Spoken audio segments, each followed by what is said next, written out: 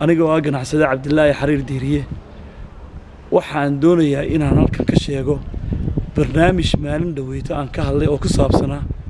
qadiyada shidaal baadhista ama macdan baadhista laga wado gobolka Daadmareed waxaan ka hadlay maalintii dhaweyta oo live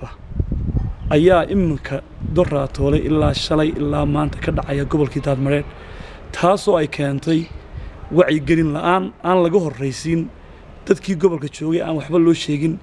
ummadii oo aan la fahansiin qaabkii u socdaan waxaan inay macdan yihiin inay shidaal yihiin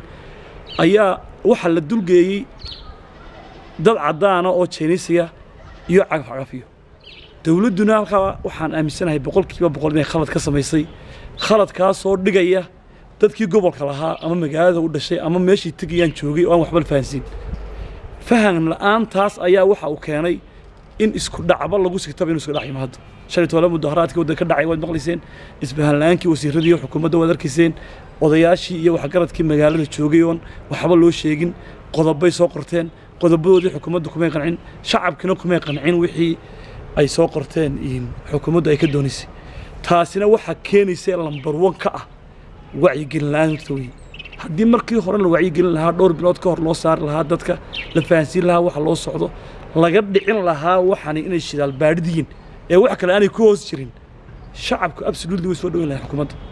barnaamijkana waa la dhaqaajin lahaa waana la isfahmi lahaa dhinaca wax la wada lahaa taasi waxay dhigaysaa ilaa iminka qadiyadu meel adag bay taagantay